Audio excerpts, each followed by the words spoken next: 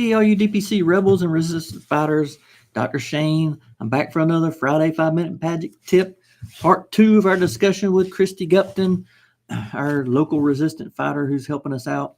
So hopefully you guys heard last week when we were talking about a new lawsuit against Johnson & Johnson from an employee. Not like, hey, you damaged me, but this is a lawsuit about their insurance plan stealing money from employees, basically, is what they're claiming, that they paid way overpaid for a lot of medications and certain benefits. And they're under a fiduciary responsibility, just like 401k or any kind of benefits plan. The employer has to manage that money smartly and well, and they're alleging that was not done. And so we go back and watch that video and look, just get some tidbits on that. But today I want to focus a little bit more on what this means for DPC docs.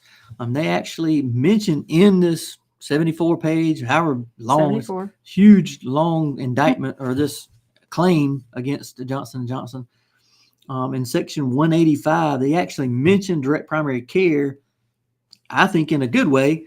Not in a bad way. They basically, the claimant in this lawsuit claims that she has a DPC doctor and she saves more money going there than using the fee-for-service plan that Johnson & Johnson provides.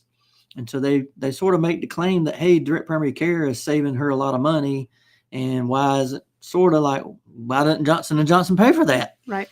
And so it's pretty interesting. It's in, if you get a look at the claim, I would try to show you, but it's so small you can't really see it good on the camera. But if you get a copy of the claim, which you can go and Google Johnson & Johnson employee lawsuit, 74 pages will come up, and I think it's page 66, 185. The section 185 specifically talks about direct primary care saving the claimant money, and which we all know happens.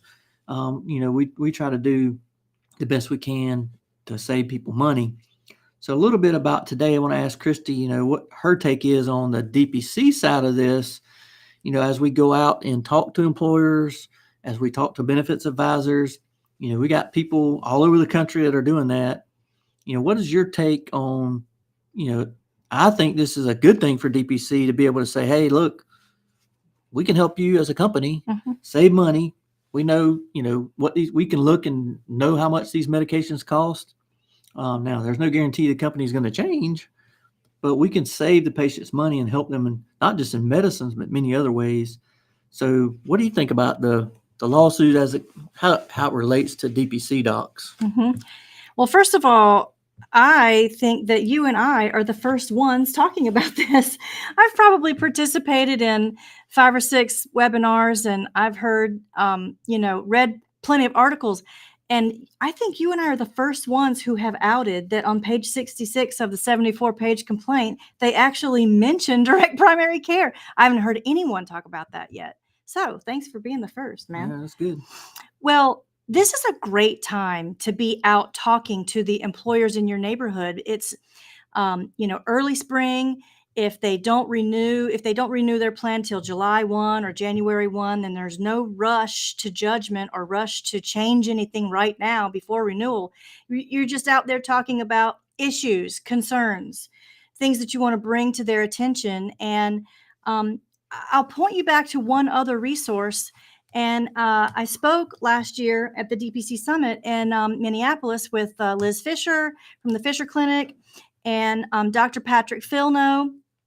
And one of the things I pointed out, that if you dispense in-house or you have a very connected relationship with a local independent pharmacy in your town, you can absolutely undercut what the plan is paying for prescription drugs because you can go around the PBM middleman.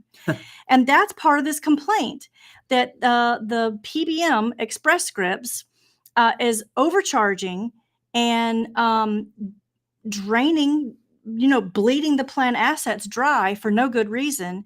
And so as DPC docs, especially who get very involved in the prescription drug care for your patients, the great places to go buy certain prescription drugs at pennies on the dollar. especially generics. And part of this complaint also too is that whole generic specialty definition, which should not exist at all. So not only is it important to point out that you can engage in, and this is a funny little term, I didn't make it up, but I use it a lot. You can perform the middlemanectomy. I like it. And that is a cost containment tool for any plan sponsor to consider. So on page 66 of this 74 complaint, where they mention direct primary care, they're mentioning it in the light of, hey, look, the plaintiff herself went out on her own due diligence to seek out these cost containment types of tools, whereas her employer, Johnson & Johnson, who actually has a duty to the plan to seek out these cost containment solutions, they didn't do that. Not only did they not do it, they didn't even encourage employees to do that. They were more compelled to protect their in-network fee-for-service BUCA administrators and their vertically integrated PBMs, that they felt compelled, to keep propping that up. They also mentioned broker compensation in this complaint, which it is federal law now that every employer, not just self-insured employers, every employer needs to be in receipt of their broker compensation disclosures.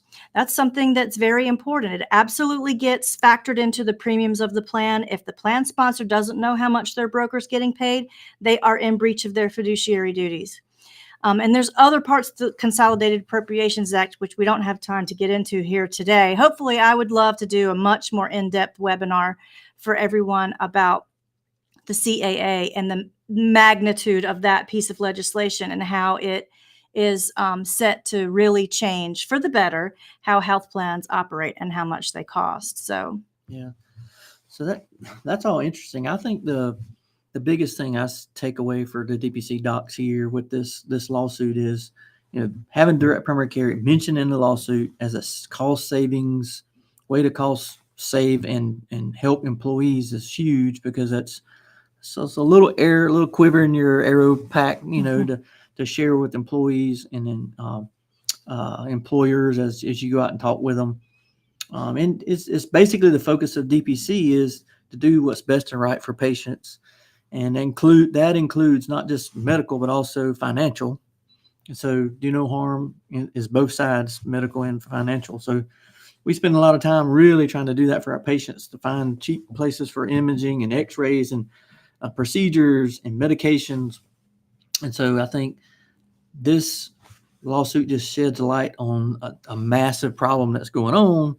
And DPC docs can, you can carry this little claim lawsuit with you around and show it to employers and say, hey, those are the kind of things that we have those kind of medications in our pharmacy. So you don't need to deal with that. So it's very, very enlightening. I think I just wanted to share with all the DPC docs out there, benefits folks, if you guys are listening too. So I just wanted you guys to know about it, to know about this lawsuit, to be thinking about it. You plan ahead as you talk with employers. If you're a small DPC, employers will be knocking on your door at some point, so you have to get ready for that. So just a little quick update on that, part 2 of a little series. Certainly you can email me if you have questions. You can catch me at drshane at dpcmagic.com, drshane at dpcmagic.com. I'll try to put up a little thing at the bottom for you so you can see that. Email me there. And in the show notes, I have Christy's website, so you can contact her if you need to for any kind of benefits type stuff that she may can help you with. Other than that, you guys have a great weekend. It's a beautiful Friday here for us. I hope you guys enjoy it. Till then, we'll see you back here next time on a Friday 5-Minute Magic Tip.